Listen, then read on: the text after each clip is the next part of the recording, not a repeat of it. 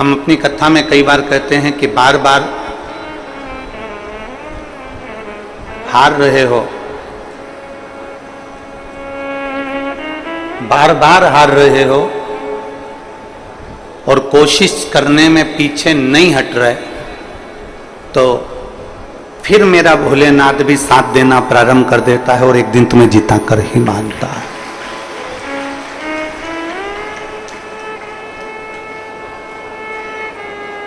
हारने के बाद यदि व्यक्ति टूट जाए, यदि बार बार मेहनत कर रहा है, बार बार संघर्ष कर रहा है, बार बार परिश्रम कर रहा है, कंपटीशन एग्जाम में बैठ रहा है, सीए की तैयारी कर रहा है, आईएएस ऑफिसर बनने की तैयारी कर रहा है, कोई एग्जाम दे रहा है और हार गया। अब वो विचार करा कि अब मैं नहीं बन सकता, अब मेरे बस का नहीं।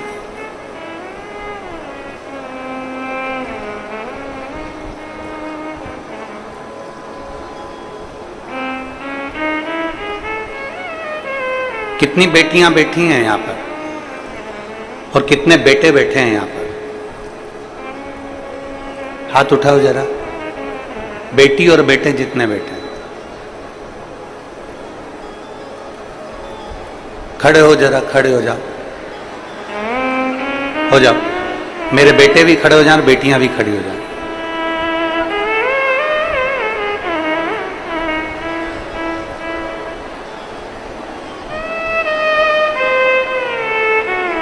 आज मैं सावन के सोमवार के दिन, सावन का दूसरा सोमवार और 72 साल के बाद ये सावन आया, आपसे केवल इतनी प्रतिज्ञा करवाना चाहता हूं कि अपनी मेहनत में कमी मत आने देना और एक दिन तुम्हें बड़े औहदे पर और ऑफिसर बनकर देखना हम भी चाहते हैं। पक्का?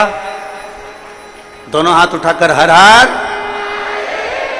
इतने नवयुवक बेटा बेटी इस कथा के पंडाल में बैठे हैं, आपसे केवल इतना चाहता हूं कि अपनी लगन और अपनी मेहनत एक इंच भी, एक अंश भी कम मत होने देना। पक्का? एक अंश अपनी मेहनत कम नहीं होना चाहिए। जितनी मेहनत हम पहले करते थे उससे 4 गुना मेहनत ज्यादा करेंगे और आने वाले समय में कंपटीशन एग्जाम में बैठकर हम आगे बढ़कर एक ना एक पद अवश्य प्राप्त करेंगे। यह हमारे भीतर का बल है।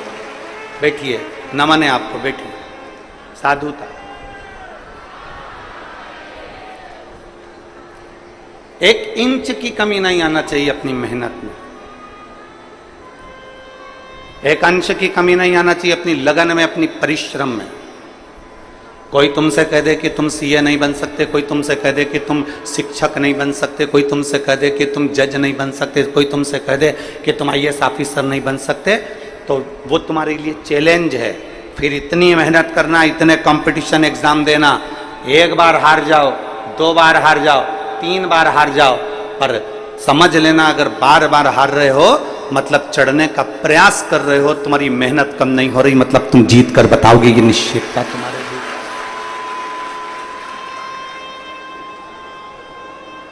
एक विश्वास अपने भीतर उत्पन्न करो। आज हमें बड़ी खुशी हो रही है कि इतने सारे नवयुवक बेटा बेटी इस कथा में बैठे हुए।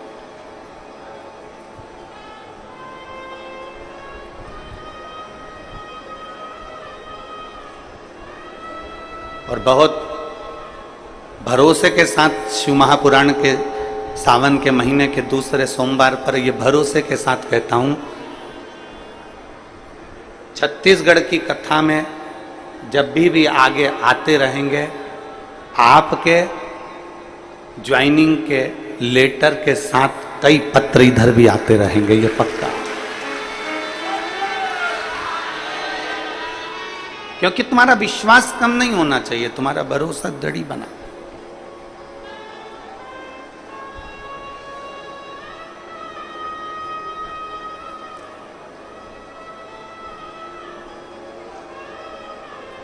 एक अच्छी लगन, एक अच्छी मेहनत व्यक्ति को मंजिल तक पहुंचा देती है। कल एक व्यक्ति कह रहा था, गुरुजी जब कोई मरता है ना तो अर्थी लेकर जाते हैं, मतलब हम मुर्दे को उसकी मंजिल तक पहुंचाते हैं।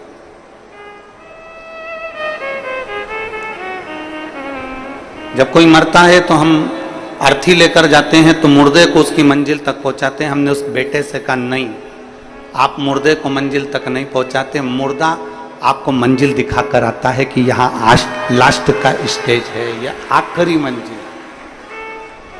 आप मुर्दे को मंजिल तक नहीं ले जा रहे, मुर्दा आपको मंजिल दिखा रहा है कि अंतिम बिंदु यहां है, आखिरी यहां पर है।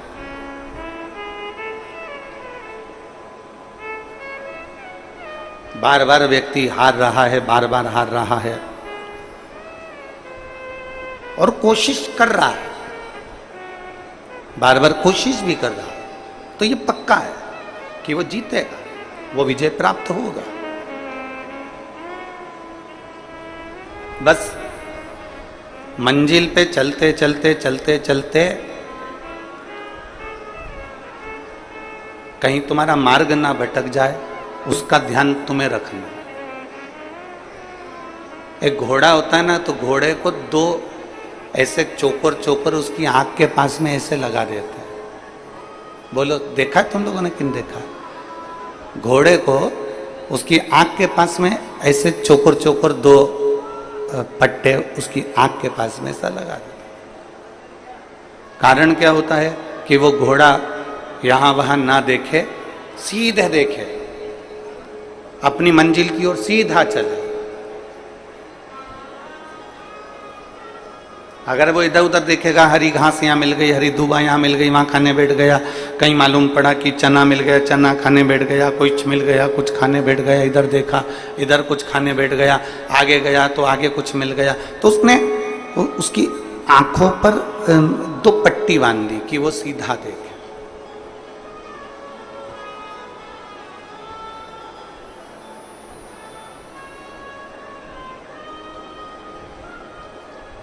ये शिव महापुराण की कथा जो है ना, ये भी पट्टी का काम करती है। ये शिव महापुराण की कथा भी पट्टी का काम करती है।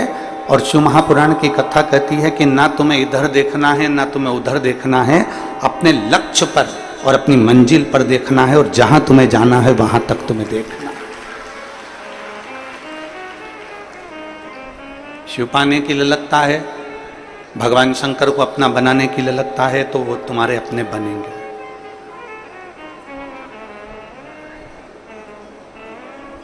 एक मंजिल तक पहुंचने की ललकता है तो वो मंजिल तक पहुंचोगे। केवल तुम्हारा विश्वास जागृत होना चाहिए।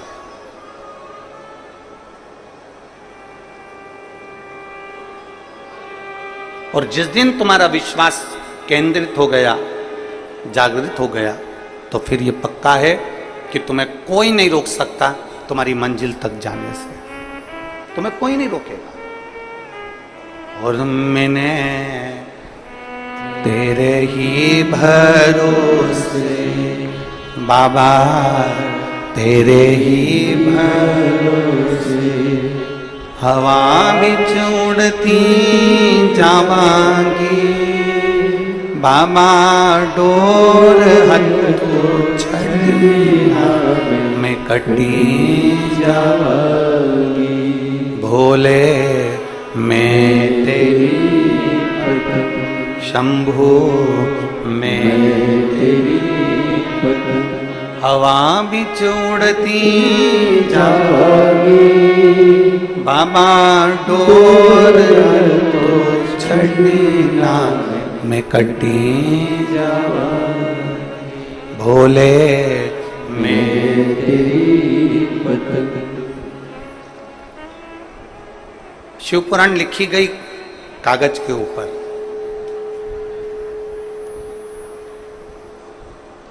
गीता लिखी गई कागज के ऊपर। रामचरितमानस लिखी गई कागज के ऊपर। श्रीमद् भागवत लिखी गई कागज के ऊपर। क्यों लिखी गई? लिखने के लिए वस्त्र भी मिल जाते, लिखने के लिए और भी सामग्री मिल जाती, पर लिखा कागज पर गई है।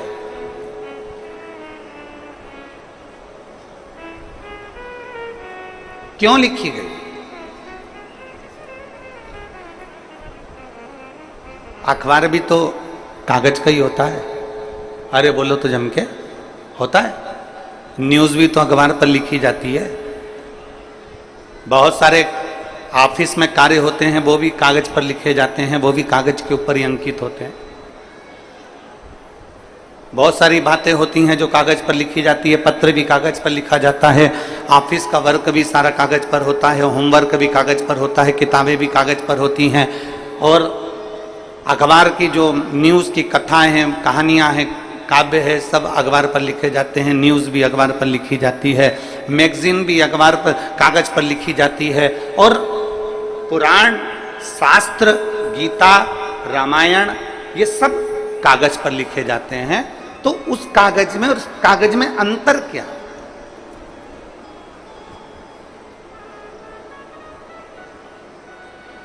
उस कागज में और इस कागज में अंतर क्या?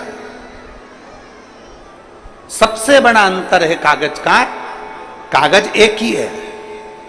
अखबार छपने वाला कागज भी एक है, मैगजीन लिखने वाला कागज भी एक है, और किताबें बनने वाला कागज भी एक है, ऑफिस में काम होने वाला कागज भी एक है, और पत्र लिखने वाला कागज भी एक है, और पुराण लिखने वाला कागज भी एक है। केवल अंतर इतना है कि बाकी के जिन चीजों पर लिखा गया वो संसार की चीजें लिखी गई, और पुराण में जो लिखा गया वो परमात्मा की चीजें लिखी गई। और जो परमात्मा की एक बार बात लिखा जाती है वो फिर कहीं फेंकी नहीं जाती, उसको संजोकर पूजन के लिए, आराधना के लिए, साधना के लिए रखा जाता है। शिव महापुराण की कथा कहती है जैसे कागज एक है, बस अंकित क्या हो रहा है वो देखा जाता है, उसी तरह संसार में सब एक जैसे पैदा हुए हो। संसार में माता के गर्भ से जब जन्मे थे तुम्हें नहीं मालूम था कि तुम ब्राह्मण हो कि क्षत्रिय हो कि वैश्य हो कि शूद्र हो। माता के गर्भ से जब जन्मे थे तो तुम्हें नहीं मालूम था कि तुम्हारा शरीर पूरा है कि आधा है। माता के गर्भ से जब जन्मे थे तुम्हें नहीं मालूम था कि तुम गरीब हो कि अमीर हो। माता के गर्भ से जब जन्मे थे तुम्हें नहीं मालूम था कि तुम देख पाओगे कि नहीं पाओगे, सुन पाओगे कि नहीं पाओगे, चल पाओगे कि नहीं चल पाओगे, तुम्हें कुछ नहीं मालूम था। भगवान जब जन्म देता है एक जैसा देता है, कागज एक जैसा रहता है, बस हमें ये अपने ऊपर निर्भर करना पड़ता है कि हमें बड़े होते होते हमें अपने दिल पर क्या अंकित करना है। हमें संसार की वस्तुओं को अंकित करना है कि परमात्मा की वस्तु को अंकित करना है। हमें किस मंजिल की ओर जाना है, हमें नीचे की ओर जाना है कि आगे की ओर जाना है, हमें किस दुकान पर जाकर बैठना है, हमें किस गुमठी पर जाकर बैठना है, हमें किसकी संगत में बैठना है। हम कहीं खाने पीने वालों की संगत में तो नहीं बैठ गए, हम कहीं मदरा पीने वालों की संगत में तो नहीं बैठ गए, हम कहीं किसी जुआरी की संगत में तो नहीं बैठ गए। यह हमारे ऊपर निर्भर करता है कि हमारी संगत कैसी है। अंकित हमें करना है। जब भगवान ने पैदा करा तब यह नहीं बताया कि तू ब्राह्मण है कि क्षत्रिय है कि वैश्य है कि शूद्र है। भगवान ने जब पैदा करा तो यह नहीं बताया कि तेरा शरीर कैसा है। परमात्मा ने तो यह देखा कि तेरा कर्म कैसा है, उस कर्म के हिसाब से तुझे जन्म दे दिया और जन्म देकर तुझे संसार में भेज दिया।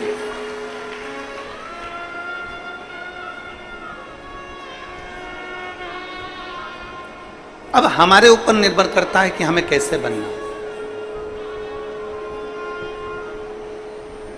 एक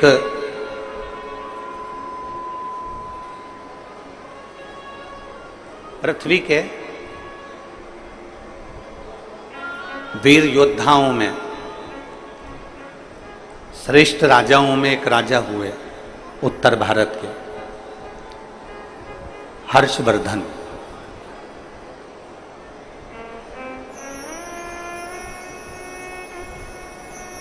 उत्तर भारत के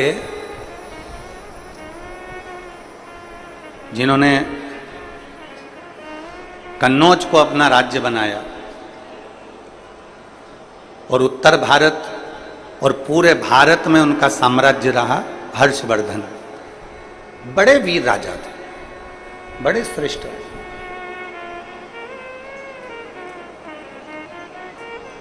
केवल एक पंजाब में उनका राज्य नहीं था, बाकी के सब जगह पर उनका राज्य था, सब।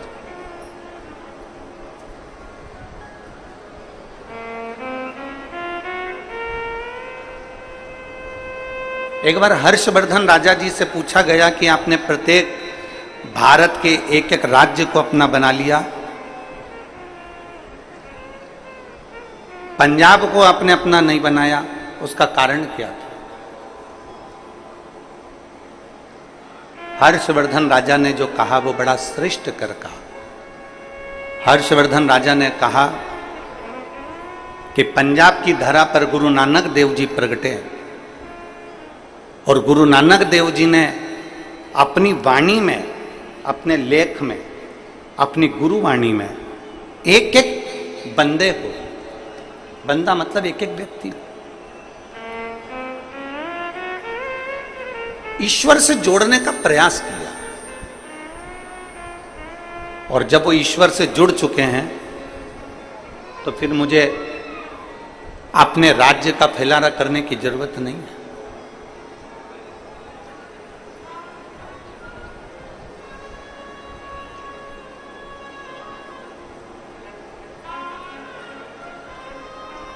भारत की भूमि के ऐसे संत गुरु नानक देव जी,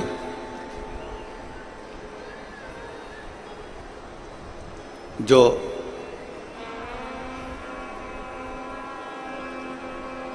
महाराष्ट्र की पवित्र भूमि पर जाते हैं, नागेश्वर में पहुंचते हैं और औंडा नागनाथ के मंदिर के बाहर बैठ जाते हैं और अपने साथ में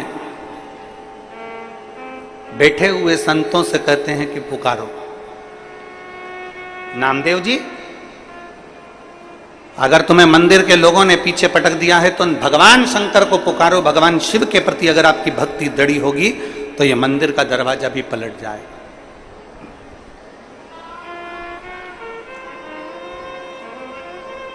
गुरु नानक देव जी के कहने पर संत नामदेव जी ने भगवान को पुकारा और भगवान देवादिदेव महादेव ने ऐसी कृपा कर दी थी कि वो नागेश्वर का मंदिर पलट दिया था। आज भी अगर महाराष्ट्र में आप दर्शन करने जाएं तो बड़ा सुंदर शिव का मंदिर है औंडा नागनाथ का। आप लोगों में से कोई गए दर्शन करने के लिए? कोई गए हो तो हाथ उठाओ जरा। गए और बहुत अच्छी बात है। कभी अगर मौका मिले महाराष्ट्र में तो औंडा नागनाथ जी का मंदिर बड़ा सुंदर। बस ये है कि वो थोड़ा मंदिर में जो शिवलिंग है वो छोटा सा नीचे की ओर है, तो थोड़ा धीरे से उसको जाना पड़ता है। एक दो लोग जाते हैं, फिर एक दो लोग निकल जाते हैं, तब एक दो लोग अंदर जाते हैं। ऐसा मंदिर का केवल एक भक्त के लिए। गुरु नानक देव जी के कहने पर, संत नामदेव जी के कहने पर भगवान शंकर ने अपने मंदिर का दरवाजा बदल दिया था।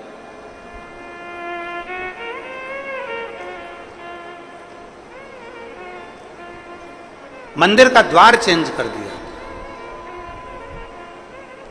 तो राजा हर्षवर्धन जी से कहा गया कि आप राज्य करते हो, आप निवास करते हो। राजा हर्षवर्धन केवल अगर भजता था तो शिव को भजता था, उसके सिवा भजता ही नहीं। उसकी चित्तवृत्ति में शंकर के सिवा कोई आता ही नहीं। वो कहते हैं ना, तेरे सिवा कोई और मुझे भाता नहीं है। शिव के सिवा उसको कोई भाता ही नहीं है। राजा हर्षवर्धन शंकर की भक्ति में ऐसे रम गए कि सुबह से शाम तक अपना राज्य संभालना और शंकर की भक्ति धारण करना। ओम नमः शिवाय, नमः शिवाय, श्री शिवाय नमस्तुभ्यम, स्मरण करते रहना, स्मरण करते।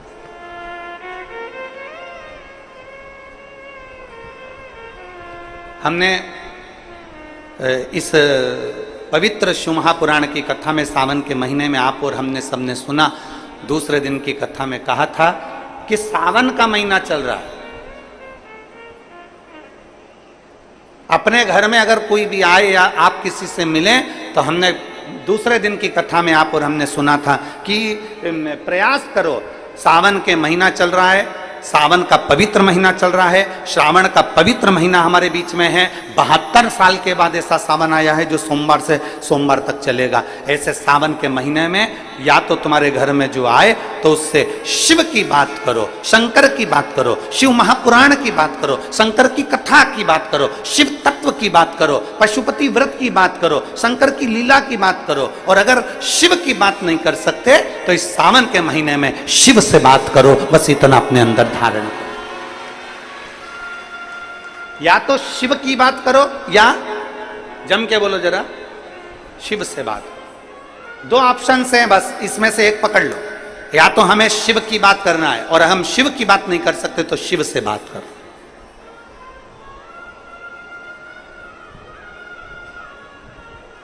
हम लौकिक बात क्यों करें, हम सांसारिक बात क्यों करें? कई लोग ऐसे होते हैं जो दिन भर कथा में बैठे बैठे इसकी निंदा कर दो, उसकी निंदा कर दो, मालूम पड़े शिव पुराण तो कम सुना पाए, भागवत तो कम सुना पाए, रामायण तो कम सुना पाए, गीता ज्ञान तो कम दे पाए, मालूम पड़ा निंदा निंदा निंदा निंदा में पूरा समय निकल गया ना।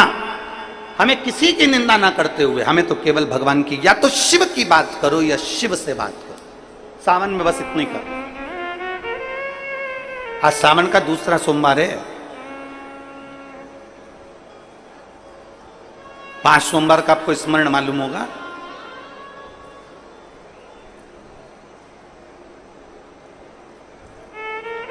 सावन के कई बार 4 सोमवार पड़ जाते हैं, कई बार 5 सोमवार पड़ जाते हैं। 5 सोमवार का आप लोगों ने तो सुन रखा होगा ना, 5 सोमवार की महिमा क्या है।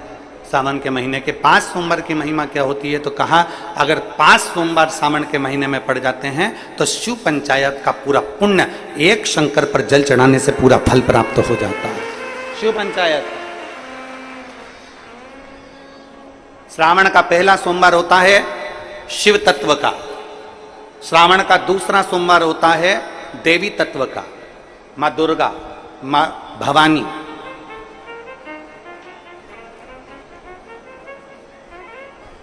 आप लोगों ने शिव पंचायत शिव महापुराण की कथा पहले बाची आप लोगों ने सुनी होगी। उसमें शिव पंचायत का वर्णन करा था। 5 देव,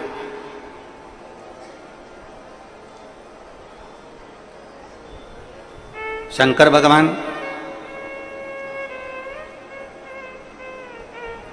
स्वयं पंचदेव में प्रथमता प्राप्त कर कर बैठते, मां दुर्गा, भगवान नारायण शिव पंचायत में, भगवान भास्कर देव और स्वयं भगवान शिव के सुंदर आनंद धारण करने वाले श्री गणेश पंच।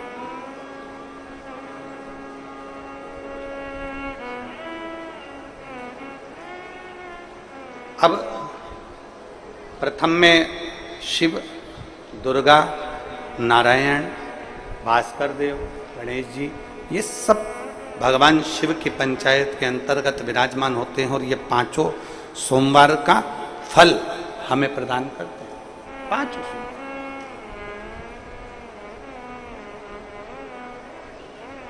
एक एक सोमवार की महत्वता है, एक एक सोमवार का क्रम है।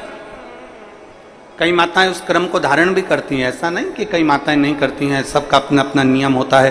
कोई शिव मंदिर में जाता है तो एक अक्षत, एक चावल का दाना शिव जी को समर्पित करता है, कोई मंदिर जाता है तो एक पुष्प शिव जी को समर्पित करता है, कोई मंदिर जाता है तो एक बेलपत्र शिव जी को समर्पित करता है, कोई मंदिर जाता है तो जल समर्पित करता है। सबका अपना अपना भाव है। जैसे तुम शिव को मना सकते हो, जैसे यहां भगवान शंकर को रिझा सकते। हर्षवर्धन भगवान शिव की भक्ति में रमा रहता था, शंकर के सिवा कोई भाता ही नहीं था उसको। शिव शिव है।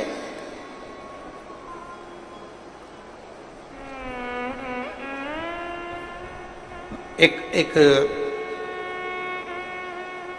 मां अहिल्याबाई होलकर और दूसरे हर्षवर्धन, तीसरे वीर शिवाजी, छत्रपति शिवाजी। छत्रपति शिवाजी ऐसे भारत के कई राजा, भारत की कई रानी, भारत की भूमि के कई महाराजा, जिन्होंने इस पृथ्वी पर अपना अखंड राज्य करा और संसार को दिया है, वो शंकर को अपना लक्ष्य बनाकर चलते थे।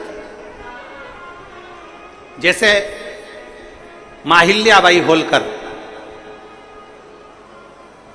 मां अहिल्याबाई होलकर जब भी अपना पत्र लिखती थी, उस पत्र में कभी नहीं लिखती थी कि अहिल्याबाई का आदेश, कभी नहीं लिखा। कि मां हिल्या का या राजमाता हिल्या का आदेश, जब भी पत्र मां हिल्याबाई लिखती थी तो उसमें लिखती थी शिव का आदेश, महादेव का आदेश। अपने पत्र में कभी नहीं लिखा उसने माता, कभी नहीं लिखा उन्होंने कि मेरा आदेश, उन्होंने कभी नहीं लिखा मां हिल्याबाई ने कि मेरा आदेश है, उन्होंने तो लिखा महादेव का आदेश है, उन्होंने लिखा कि शिव का आदेश है, उन्होंने लिखा शंकर का आदेश है, मेरा आदेश नहीं, ये मेरा आदेश नहीं है, ये शिव का आदेश है। और मतलब शिव का आदेश है तो पूरा कौन करेगा? शिव ही करेगा। आप लोग इतने सारी मात्रा में कथा सुनने आए हो, लाखों की संख्या में आए हो, जहां तहां जगह मिली होगी नहीं मिली होगी, गीले में सूखे में कहीं कहीं बैठे हो, अपना व्यवस्था खुद कर कर कथा सुनने के लिए आप लोग आए हो, तो तुम ये ना सोचिएगा कि आपको कथा सुनने के लिए किसी ने बुलाया है, आपके घर में कोई पीला चावल देने गया, आपके घर कोई निमंत्रण देने गया, आपके घर में कोई अनाउंसमेंट करने गया। आपने तो केवल टीवी के माध्यम से सुन लिया, आपने तो केवल विश्वास के माध्यम से, किसी के माध्यम से सुन लिया, मोबाइल के माध्यम से सुन लिया कि कथा हो रही है, और आपके दिल में एक भरोसा जागृत हो गया, मतलब आपके हृदय में शंकर आकर बैठ गया, और कथा आप सुनने नहीं आए हो, कथा आपके अंदर बैठा हुआ शंकर कथा सुनने के लिए आएगा। ये आदेश उसका है, अपना नहीं।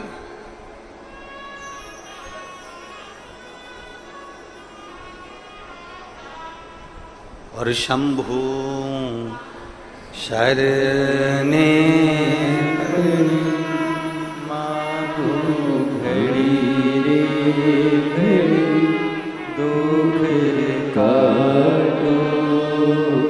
दया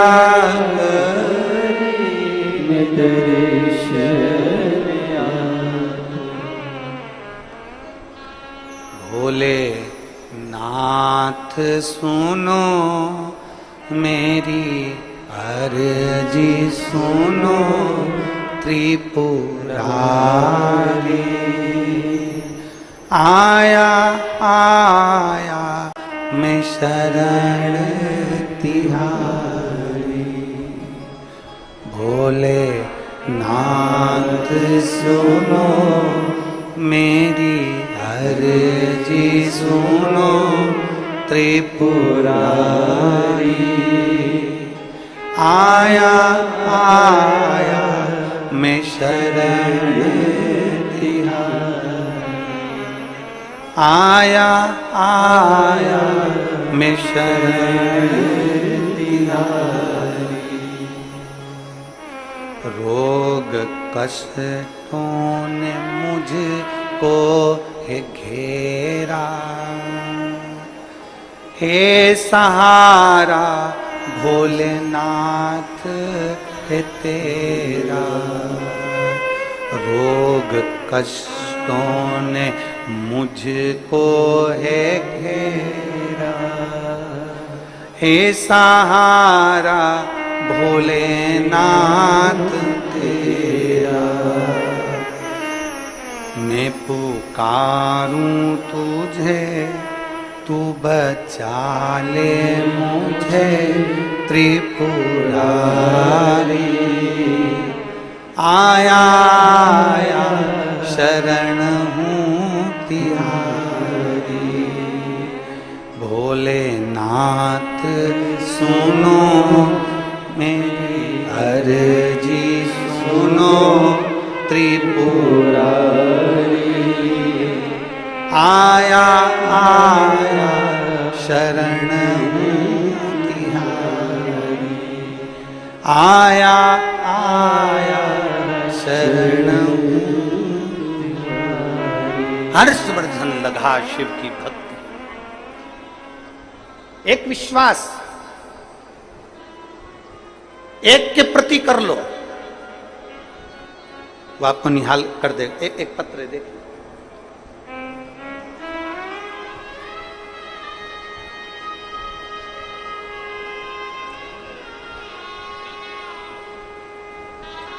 मैं नीलम सिंह पति पुष्पराज सिंह जाम्बुल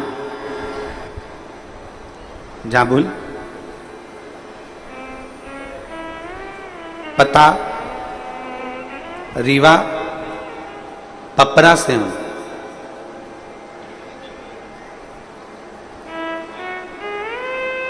कहीं बैठी हैं क्या? आप ही हैं? श्री शिवाय नमस्ते। आइए बेलपत्र ले जाओ। जाओ। नीलम सिंह पति पुष्पराज सिंह जामुन, स्थाई पता रीवा पंपरा से हूं।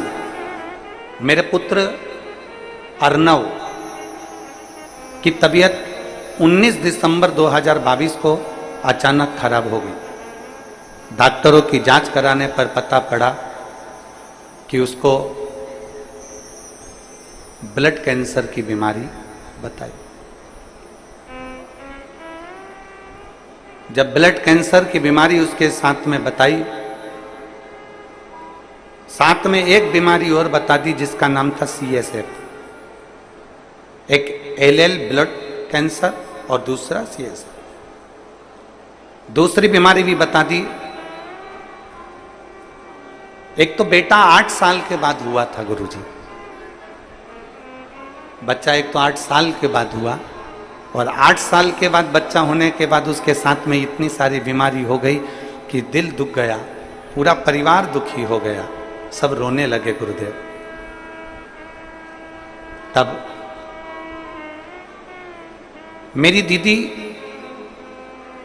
कथा सुनती हैं और उन्होंने कथा सुनते सुनते हमको कहा कि कोई टेंशन मत ले, बता दी बीमारी, कोई बात नहीं, प्रदोष का व्रत कर, सियोर वाला महाराज कथा कहता है उसको सुनना प्रारंभ कर, और शिव जी के मंदिर में 1 लोटा जल चढ़ा और उस जल को लाकर तेरे बेटे को पिलाना प्रारंभ कर। कहा डॉक्टर के हिसाब से तो मेरा बेटा बचने का नहीं है, डॉक्टर ने कह दिया कि मुश्किल है, और तू कह रही है कि अब कथा में मन लगाऊं तो ऐसी बीमारी होने के बाद कौन मां का दिल कथा में लगता है, तू तो लग। गुरुदेव पिताजी को सीहोर भेजा रुद्राक्ष लेकर आने के लिए, और पिताजी सीहोर गए। पिताजी सीहोर जाकर रुद्राक्ष लेने भेजा, और रोज कलश में रुद्राक्ष डालकर वो जल शिवजी को चढ़ाते। और फिर मेरी जीजी ने कहा कि अप्रैल के महीने में 2023 में भिलाई में कथा हो रही है, तू वहीं पर है, अपने बेटे को लेकर पंडाल में बैठकर कथा सुन। बीमारी हुई थी 2022 में 19 दिसंबर को।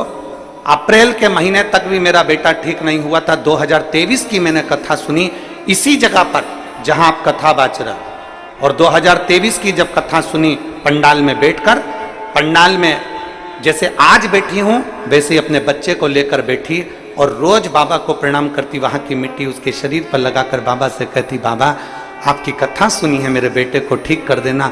मेरे घर से पैदल चलकर कथा के पंडाल में पहुंचूंगी अगर मेरा बेटा ठीक हो जाएगा।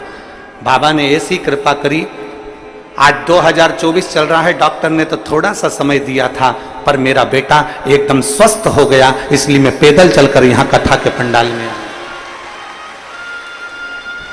यहां पैदल चलकर कथा के पंडाल में पहुंची हूं। अब मेरा बेटा पूर्ण तरह से स्वस्थ है। डॉक्टर ने कह दिया अब तुम्हारे बेटे को कोई खतरा नहीं, और इसका कैंसर का रोग भी समाप्ति पर है। यह शिव तत्व है, यह ओघड़ी है।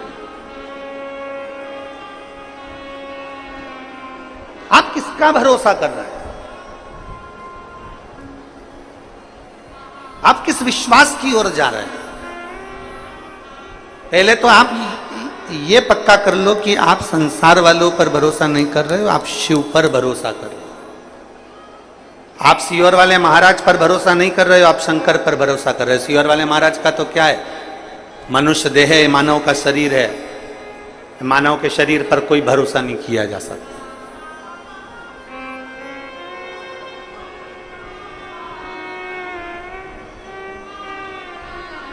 मानव शरीर पर क्या भरोसा करो, मनुष्य शरीर पर क्या भरोसा करना।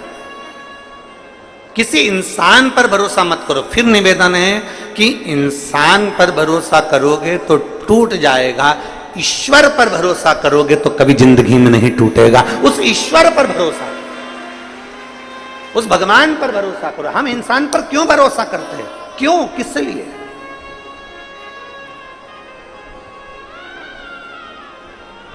आ जाओ, आ जाओ।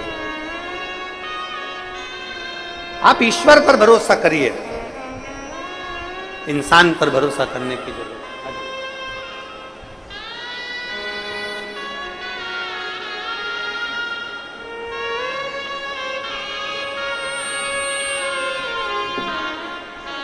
ठीक है बेटा,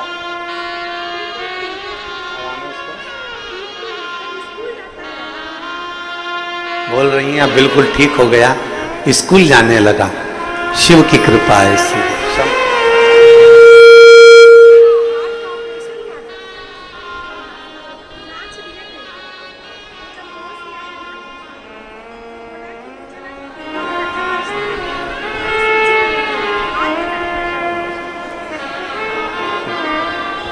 एक बेटे को शिव तत्व है, शंभु ओघड़ी, उसका भरोसा, उसकी दृढ़ता, इंसान पर करा गया विश्वास, इंसान पर करा गया भरोसा टूट जाता, पर ईश्वर पर करा हुआ भरोसा कभी नहीं टूटता, कभी।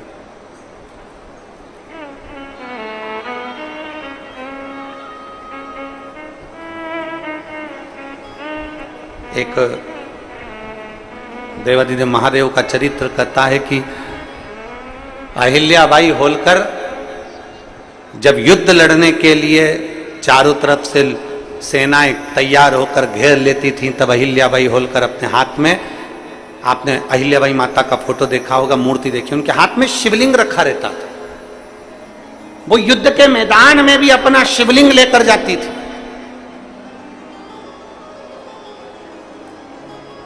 वो घर से निकलती तो अपने शंकर के शिवलिंग को साथ लेकर जाती थी। हम आपसे नहीं कहेंगे कि आप अपना शिवलिंग साथ लेकर जाओ, हम इतना जरूर कहेंगे कि आप शिवलिंग साथ लेकर मत जाओ, पर शंकर को जल चढ़ाकर वो जल जब पियोगे वो तुम्हारे पेट में 24 घंटा रहता है, वो तुम्हारे साथ शिव के रूप में जाए। हम आपसे ये नहीं कहेंगे कि आप शिवलिंग लेकर साथ चलो। आपके गले में जो रुद्राक्ष की माला पड़ी है, आपके गले में जो रुद्राक्ष पड़ा हुआ है, वो रुद्राक्ष आपके गले में शंकर का एक तत्व है, शिव तत्व है।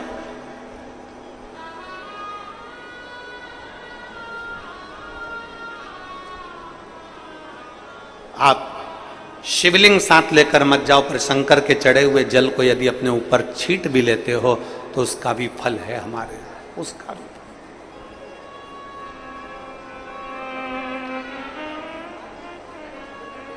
एक महाराष्ट्र की एक माता जी ने प्रश्न किया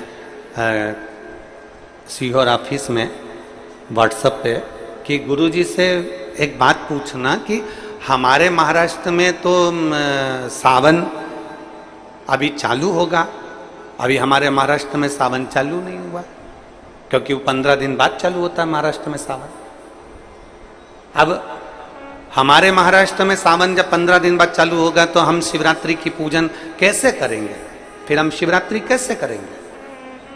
तो हमारा निवेदन है संपूर्ण मराठियों से, संपूर्ण महाराष्ट्र में निवास करने वालों से, और जिन जिन के यहाँ भी सावन अभी चालू नहीं हुआ उनसे भी निवेदन है, अगर 2 अगस्त को पूजन कर भी लोगे ना तो कुछ घटेगा क्या?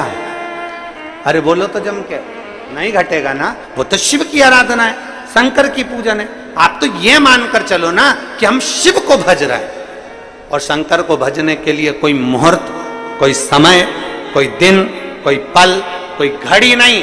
शंकर को पाने के लिए तो बस तुम दिल से जिस दिन पुकारोगे शंकर तुम्हारे सामने हो। शिव को दिल से पुकार लो, वो तुम्हारे सम्मुख में होगा।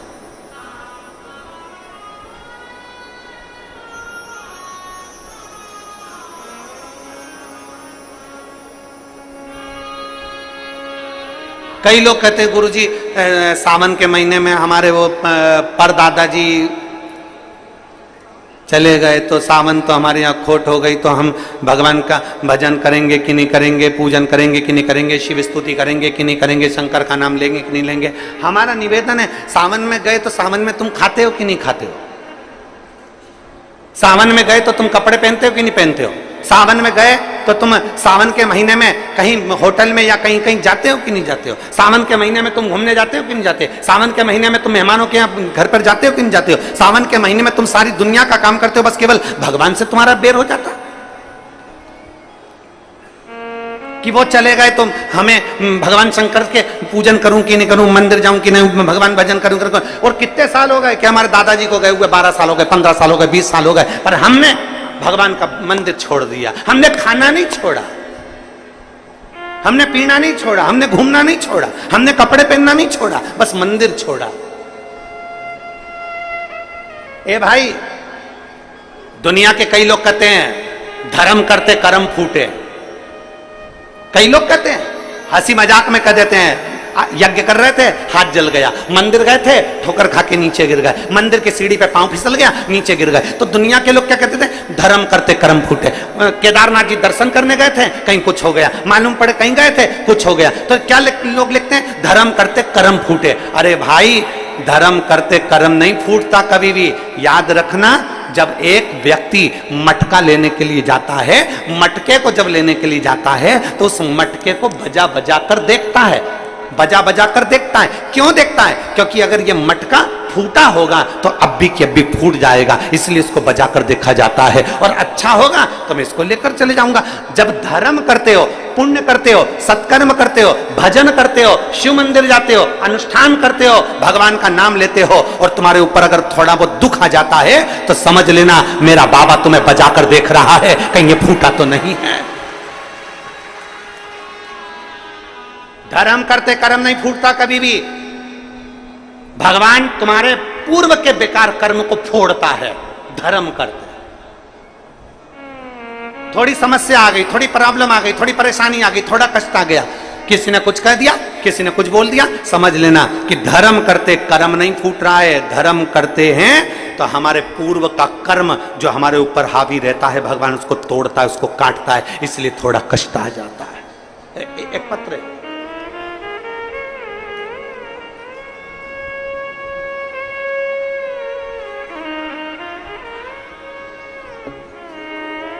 मैं पूनम मौर्य, पति जितेंद्र मौर्य, ग्राम पाटन भिलाई की रहने वाली हूं। कहीं बैठी हूं तो हाथ हिला सकते हैं। मैं पूनम मौर्य, पति जितेंद्र मौर्य, ग्राम पाटन भिलाई की रहने वाली हूं। हाथ हिलाओ एक बार।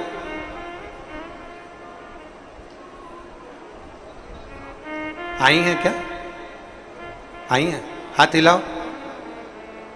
आ जाओ, बच्चे को लेकर आई हो, आ जाओ, बेलपत्र ले जाओ। मैं पूनम मौर्य, पति राजेंद्र मौर्य, पाटन भिलाई की रहने वाली हूं। गुरुजी, मेरी शादी को 10 वर्ष बीत चुके थे, कोई संतान नहीं थी। तब मेरी मां ने आपके बारे में बताया और बताए हुए उपाय को बताया। बेटी, पशुपतिनाथ का व्रत कर। सियोर वाले गुरुजी कहते हैं कि पशुपतिनाथ का व्रत करने से सभी मनोकामना पूर्ण होती है। तब मैंने पशुपति व्रत किया 2 बार, लेकिन फल नहीं मिला। मैंने 2 बार पशुपति व्रत करा पर मेरे को फल नहीं मिला। फिर तीज का व्रत आया, तब मेरी मां ने टीवी में आपके द्वारा फुलहरे का वर्णन सुना। आप कहते हो कि हरतालिका तीज के दिन जिस मंदिर में फुलेरा नहीं बंधा हो उस मंदिर में जरूर फुलेरा बांधो, मन की कामना पूरी होती है। 5 फुलेरे का दर्शन अवश्य करो, मन की कामना पूरी होती है। मैंने 5 फुलेरे का भी दर्शन करा, एक मंदिर में फुलेरा भी बांधा। तब मेरे बाबा ने मेरी विनती स्वीकार कर ली। तब मेरा 10 साल के बाद 9 मार्च 2023 को मेरा गर्भ ठहर गया। 9 मार्च 2023 को मेरा गर्भ ठहरा, लेकिन 3 महीने पर मुझे ब्लीडिंग होना प्रारंभ हो गया। फिर हमने डॉक्टर को दिखाया तो डॉक्टर ने कहा कि बच्चेदानी में एक बड़ी गठान हो गई है। वो बड़ी गठान होने के कारण बस तुम्हारी ये तकलीफ हो रही है, बच्चे को ना रखिए। तब मेरी मां सीहोर गई, वहां से रुद्राक्ष लाई और मुझे दिया, जिसे रोज तांबे के लोटे में रुद्राक्ष को गलाती, बाबा को चढ़ाती और उसी जल को पी लेती। फिर गुरुजी, हमारे घर 17 नवंबर 2023 को भोलेनाथ की कृपा से बेटे ने जन्म ले लिया, पुत्र रत्न की प्राप्ति हुई। पर 17 नवंबर 2023 को बेटा तो हो गया गुरुदेव, 10 साल के बाद मुझे औलाद तो बाबा ने दे दी गुरुदेव, पर वो बच्चा ना तो देखता था ना सुनता था, आंखों से भी अंधा था और कान से भी बहरा था। ताली बजाते बच्चा नहीं देखता, आंखों से उसे दिखाई नहीं देता। डॉक्टर को फिर दिखाने के लिए हम उस बच्चे को हॉस्पिटल लेकर गए तो डॉक्टर ने कह दिया ये बच्चा जिंदगी भर ना सुन सकता है ना देख सकता है। इतना दिल दुखा कि मेरे महादेव ने तो 10 साल बाद मुझे औलाद दी और वो भी अंधी और बहरी दी। तब आपने अपनी कथा में एक दिन कहा एकांतेश्वर महादेव के मंदिर जाओ, जो एकांत में शिवलिंग है उस पे जल चढ़ाओ, एक दुर्वा चढ़ाओ, एक बेलपत्र चढ़ाओ, वहां की भूमि की रच को साफ कर कर आओ। हम अपने बच्चे को लेकर एकांतेश्वर मंदिर जाने लगे। डॉक्टर ने तो सर्टिफिकेट दे दिया कि ये बच्चा अंधा रहेगा और बहरा रहेगा जिंदगी भर। हमने शंकर का पीछा नहीं छोड़ा गुरुजी, और बच्चे को लेकर एकांतेश्वर महादेव के मंदिर जाना चालू कर दिया। जो मंदिर एकांत में मिलता था वहीं बैठ जाते, शंकर का चढ़ा हुआ जल बेटे की आंखों पर और कानों पर लगा देते, बच्चे के कान में श्री शिवाय नमस्तुभ्यम बोलते, बच्चे की आंख पर हाथ फेरते, श्री शिवाय नमस्तुभ्यम बोलते। और बाबा की ऐसी कृपा हुई कि डॉक्टरों की रिपोर्ट भी पूरी नेगेटिव हो गई और मेरा बच्चा देखना भी चालू हो गया और सुनना भी चालू हो गया।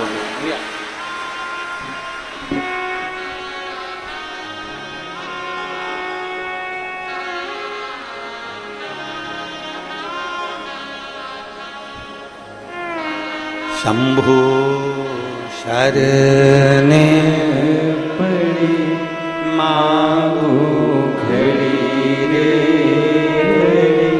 दुख काटो दया करी दर्शन आपको। शंभु शरणे मांगो घड़ी रे घड़ी दुख काटो दया करी दर्शन आपको।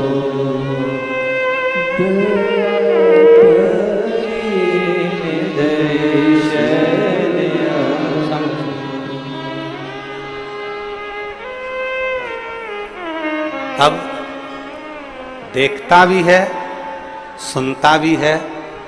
और दीदी कह रही हैं डॉक्टर ने तो कह दिया था कि ये कभी देखेगा नहीं और सुनेगा नहीं। जब हम उसी डॉक्टर के पास लेकर गए तो डॉक्टर भी आश्चर्य में है कि ये देखना और सुनना कैसे चालू कर दिया।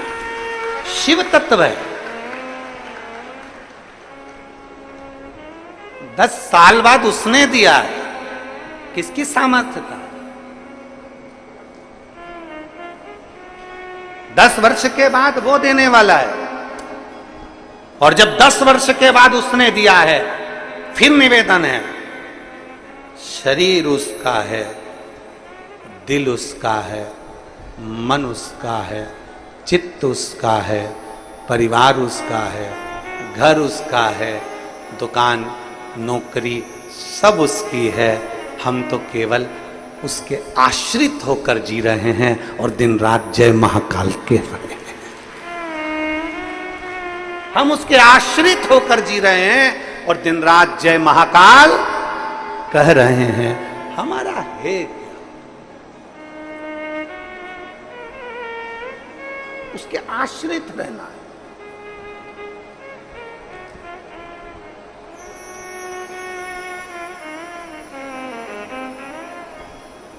और भोलेनाथ दया करना,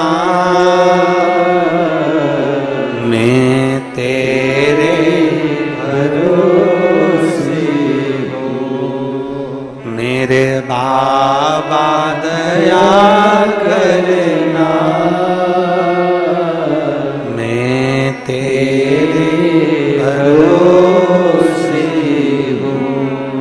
ना घर के भरोसे हो ना परिवार के भरोसे हो, ना घर के भरोसे हो, ना परिवार के भरोसे हो। मेरे बाबा दया करना, मैं तेरे भरोसे हूँ। भोले बाबा दया करना, मैं तेरे भरोसे हूँ। हम क्यों ना उसके आश्रित हो। हमारी सबसे बड़ी गलती होती है कि हम इंसान पर भरोसा करते हैं। अरे वो गुरुजी बहुत अच्छे हैं, अरे वो गुरुजी बहुत अच्छे हैं, नारियल देंगे काम हो जाएगा, भभूति देंगे काम हो जाएगा, बेल देंगे काम हो जाएगा, दाना देंगे काम हो जाएगा, सिर पे हाथ रख देंगे काम हो जाएगा। ना ना ना, हम गलती करते हैं कि इंसान पर भरोसा करते हैं। हमने सबसे बड़ी गलती आज तक करी है, पूरी जिंदगी में यही गलती करते हैं। कभी इस पे भरोसा कर लेते हैं, कभी उस पे भरोसा कर लेते हैं, कभी उस पे भरोसा कर लेते हैं। हम शिव पर भरोसा क्यों नहीं करते? हम ईश्वर पर भरोसा क्यों नहीं करते?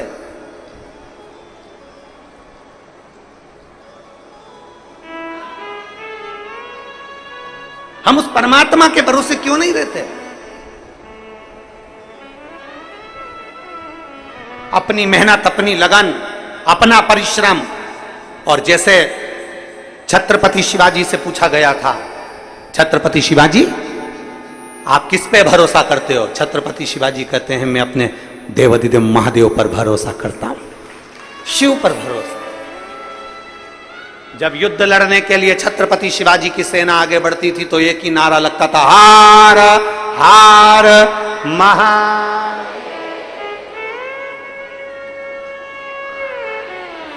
एक शब्द निकलता था युद्ध के मैदान में, हर हर महादेव। ये छत्रपति शिवाजी महाराज ने दिया था, ये छत्रपति शिवाजी महाराज ने दिया कि युद्ध के मैदान में लड़ने जा रहे हैं तो शिव का नाम लेकर। माहिल्याबाई ने शिव का आदेश, ये शब्द लिखा है अपने पत्रों में, शिव आदेश। यहां इंसान का आदेश नहीं चलता, शिव का आदेश चलता।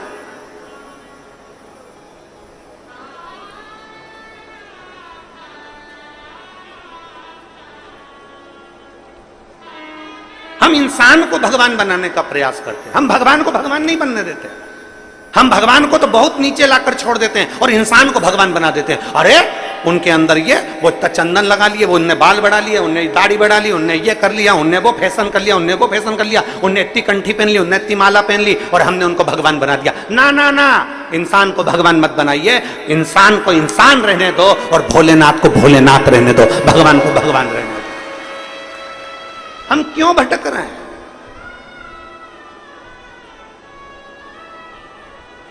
हम क्यों भटके? हम पहचानते नहीं है देवाधिदेव महादेव को।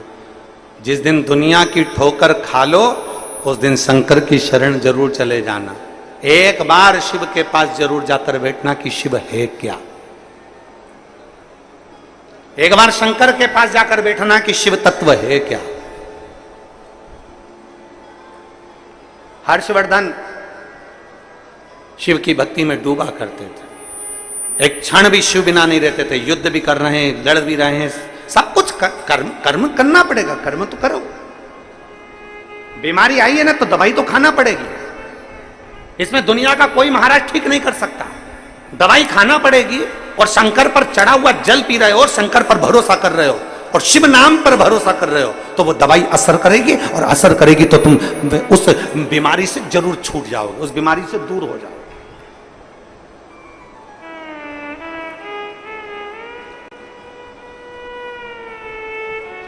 अरे दुनिया का कोई महाराज ऐसा बता दो जिसको तकलीफ हुई हो, बीमारी आई हो और वो ऐसे ही ठीक हो गया ना। दवाई तो लेना पड़ेगी, पर उस दवाई में भी विश्वास की जरूरत है। जिस डॉक्टर ने दवाई दी है, यह मान कर लेना कि वो शंकर का एक रूप है और ये मुझे ठीक कर सकता है। दवाई लेते समय तुम्हारे भीतर विश्वास होना चाहिए कि मैं कुंदकेश्वर महादेव का नाम ले रही हूं, मैं एक दिन ठीक होकर मानूंगी, ये पक्का है कि मैं ठीक हो जाऊंगी। ये विश्वास है हमारा। बोल बम का नारा है। हम शंकर के दरवाजे पर क्यों जाते हैं? हम कांवड़ चढ़ाने क्यों जाते हैं? हम शिवजी पर कांवड़ का जल चढ़ाने क्यों जाते हैं? अभी अभी सीहोर में देख लो, महाकाल में देख लो, बाबा बैद्यनाथ जी में देख लो, बाबा धाम में देख लो, तुम्हारे छत्तीसगढ़ के कई शिव मंदिरों में देख लेना, हरिद्वार देख लो, नीलकंठ देख लो, चाहे काशी देख लो, सारी दुनिया में कांवड़ चढ़ रही है। सीहोर जाओ तभी पूरे महीने बाबा की कांवड़ चढ़ती है सीहोर में। सीवन नदी का लोग जल भरते हैं और माँ सीवन का जल भरकर कुबेरेश्वर धाम तक कांवड़ लेकर जाते हैं। लोग स्टेशन पर जैसे ही उतरते से ही पहले कुबेरेश्वर धाम नहीं जाते, सीधे सीवन नदी के तट पर जाते हैं, नदी चौराहे, वहां से जल भरेंगे सीवन नदी का और वहां से पैदल चल देंगे बेग टांग टांग के कांवड़ लेकर। किसी इंसान के पास नहीं जा रहा है, कांवड़ का जल लेकर किसी मनुष्य के पास नहीं जा रहा है, कांवड़ का जल लेकर किसी मनुष्य के पास, किसी महाराज के पास नहीं जा रहा है। कांवड़ का जल लेकर, एक विश्वास को लेकर वो शंकर के पास जा रहा है। जब कांवड़ का जल लेकर, डंडा पकड़कर, बांस पकड़कर जब शिव के पास जाते हैं तो शंकर भी कहते हैं इसने मेरी कांवड़ को पकड़ा है तो मैं भी तेरे हाथ को पकड़कर रखूंगा, तुझे गिरने नहीं दूंगा। चले जा रहे हैं, बोल बम बोल बम बोल बम बोल बम बोल बम बोलते बोलते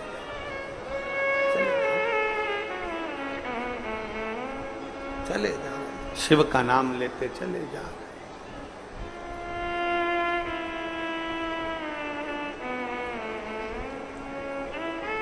और शंभु शरणे मांगो घड़ी रे घड़ी दुख काटो दया करी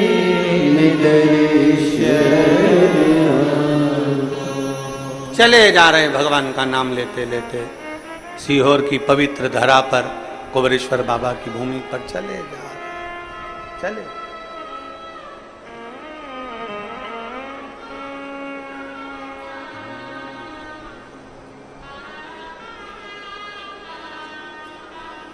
शिव का नाम लेते लेते, स्मरण करते करते चले।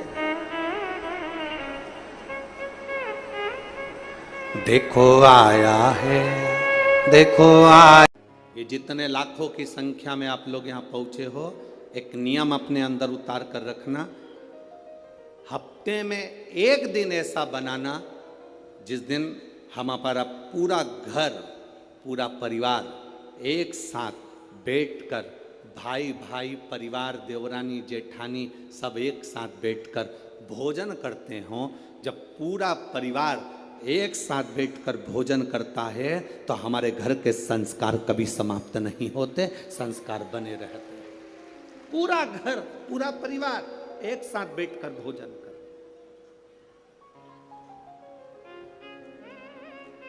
एक साथ रहे। शिवजी ने पार्वती जी को 2 वर दिए, उसमें से एक वर दिया कि शिव और शक्ति का बल व्रत, साधना, उपास करने वालों के साथ, नियम धारण करने वालों के साथ में रहेगा, जो नियम धारण कर।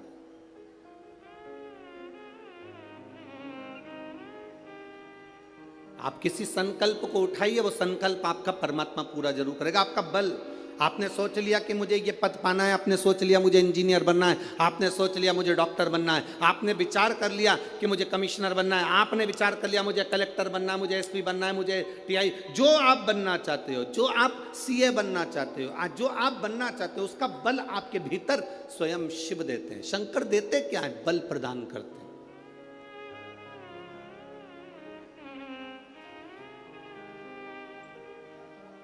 शिव जी देते ही बल है।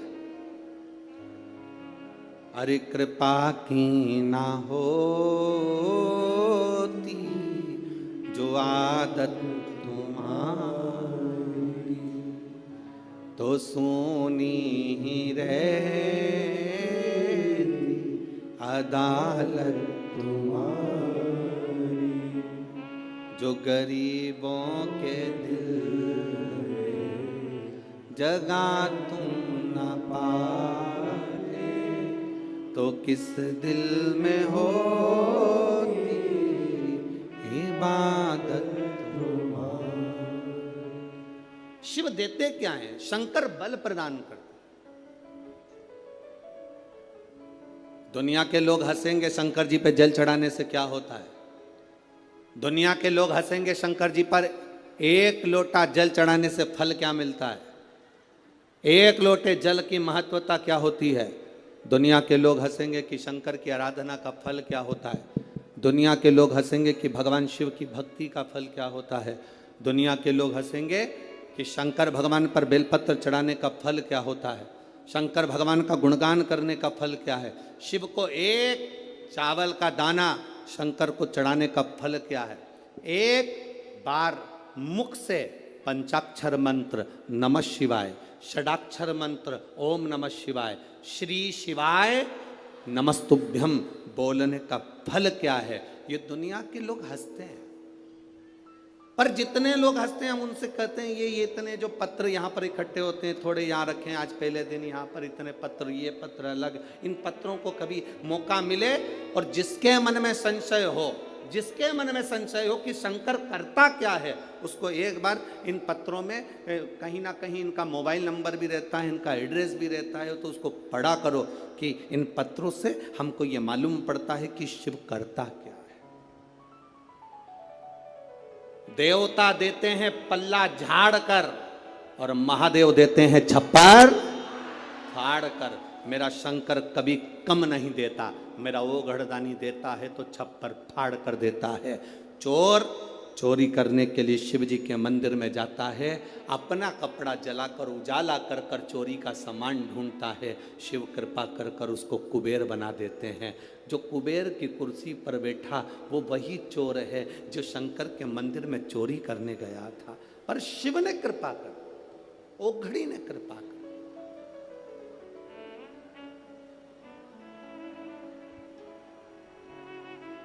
वो करुणा सागर।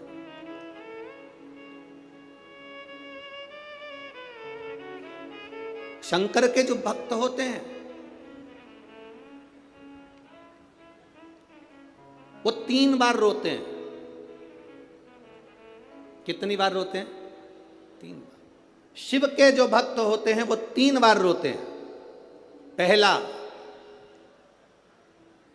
जब भगवान शंकर को पुकारते हैं, उसके हृदय में बड़ी तकलीफें होती है, कष्ट होता है, दुख होता है, तब वो भगवान को पुकारता है, तब रोता है।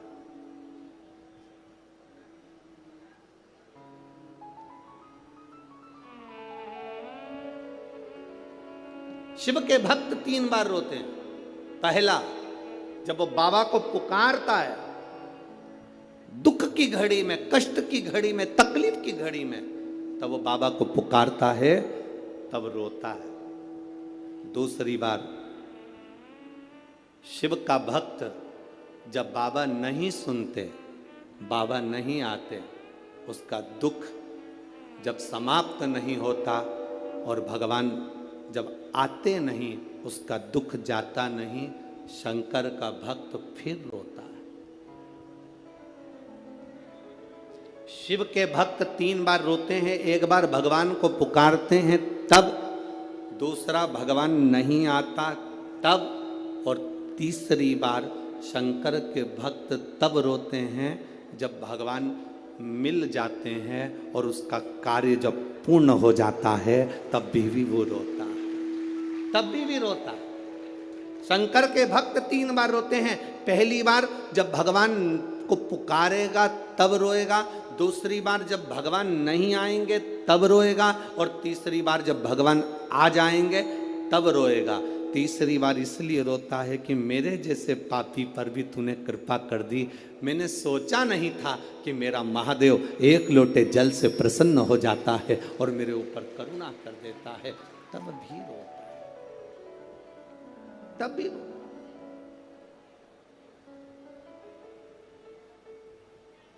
बस आपका भरोसा आपका विश्वास दृढ़ होना चाहिए। और जितना विश्वास, जितना भरोसा आपका पक्का होगा, उतना परमात्मा को मिलने में देरी नहीं होगी।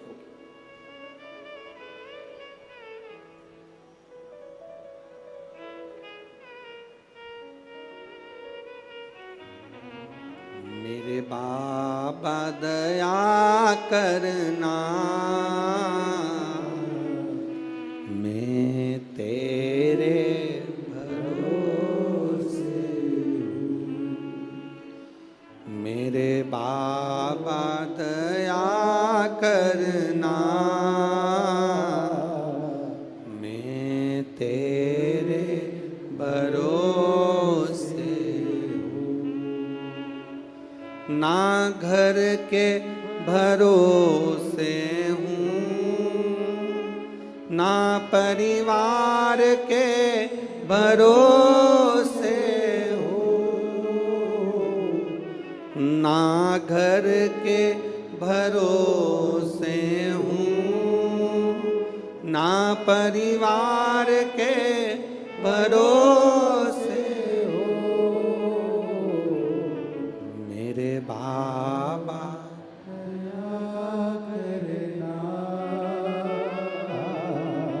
मैं तेरे भरोसे हूँ। जिसको आता है वो प्रेम से बोला करो साथ में, मेरे बाबा दया करना, मैं तेरे भरोसे हूँ। हम तो बाबा के भरोसे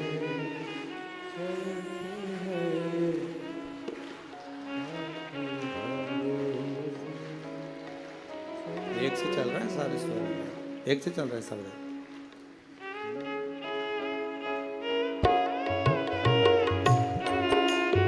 आओ से